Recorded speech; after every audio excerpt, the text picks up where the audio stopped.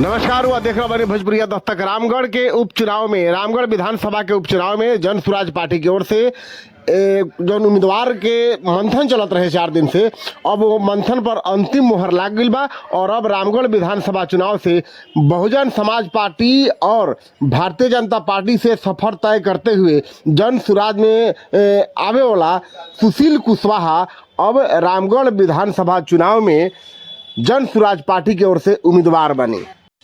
एक घोषणा जन स्वराज पार्टी के कार्यकारी अध्यक्ष मनोज भारती जी द्वारा भभुआ में कल गई है और आज अभी कुछ देर पहले ही फैसला भइल है।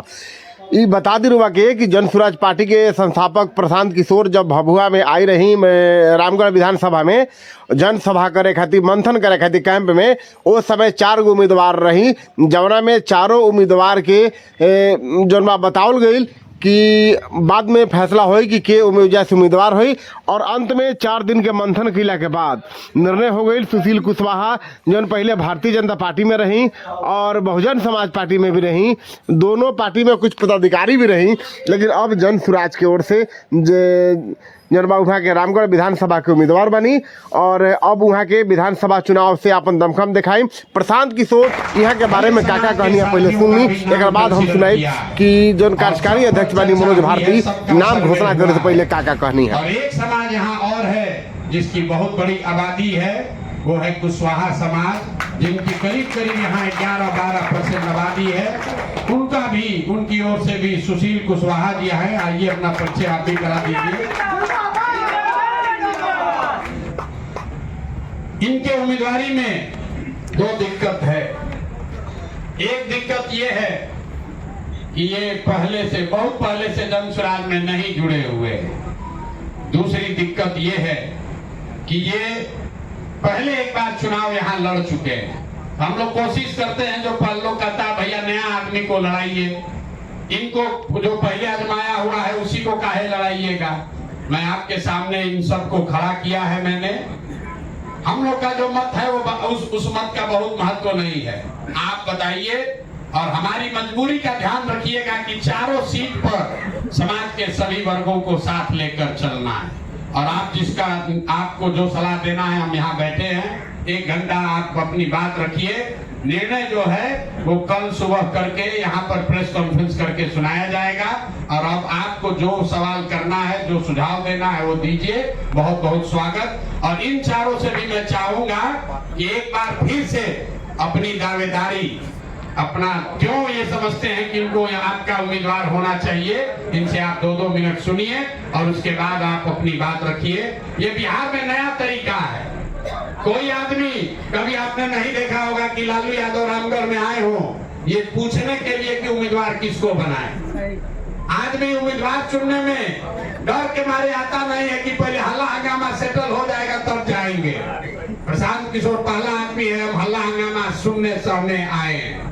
आपको जो हल्ला हंगामा करना है कर लीजिए, लेकिन सब लोग जो मिलकर निर्णय लेगा उसके पीछे सब जन स्वराजी बनकर बिहार को बदलने के लिए खड़ा होंगे, तभी ये बात बनेगी।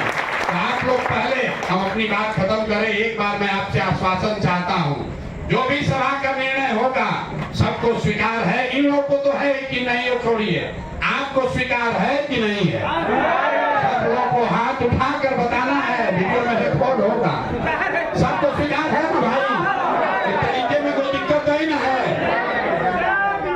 इसका सबसे बड़ा फायदा समझिए, जब टिकट लालू जी देते हैं, जब टिकट मोदी जी देते हैं, जब टिकट नीतीश कुमार देते हैं, जिसको टिकट मिलता है उसकी जवाबदेही आपके प्रति नहीं है, समाज के प्रति नहीं है, लालू जी के प्रति है, नीतीश और मोदी के प्रति है। लेकिन जन स्वराज में जो हम व्यवस्था बना रहे हैं, जो भी उम्मीदवार बनेगा उसको मालूम है कि यही जनता सामने बैठकर हमको चुना था। अगर हम उसका साथ नहीं देंगे, आपका बात नहीं सुनेंगे, तो इनका अगली बार टिकट कटने में 1 मिनट देरी नहीं लगेगा। 7 महीना के बाद फिर चुनाव होगा, ऐसा फिर बैठक 5 को होगा।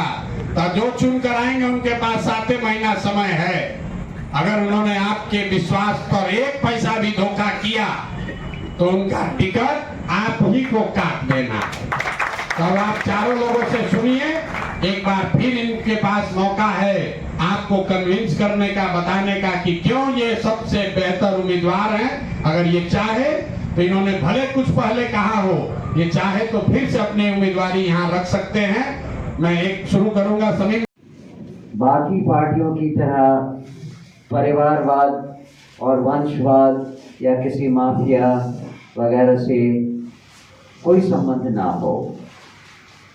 हमारे पास 5 नाम आए थे और उन 5 नामों में शामिल थे श्री आनंद सिंह, मोहम्मद शमीम, श्री विनायक जायसवाल, श्री राम नारायण राम और श्री सुशील सिंह कुशवाहा।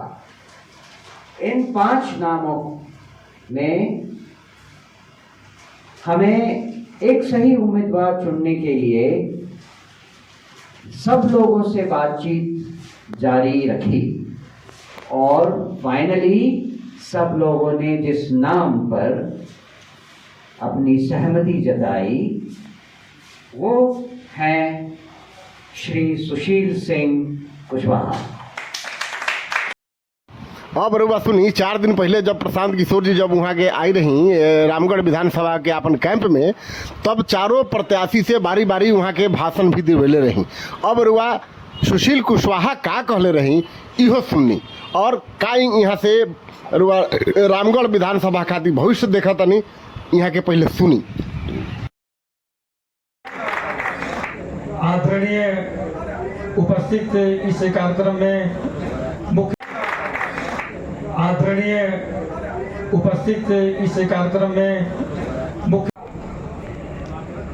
यह भारत के लिए पहला दल पार्टी और नेता होंगे जो दिखा दिया कि ये जनता के अदालत में ही जनता के द्वारा चुने जाने लोग होंगे, जो आपके बीच में आपके सम्मान में MP MLA के रूप में खड़ा होंगे। मैं इसलिए धन्यवाद देना चाहता हूं जन स्वराज का और यहाँ उपस्थित तमाम नेताओं का। मैं कहना चाहता हूँ आप सभी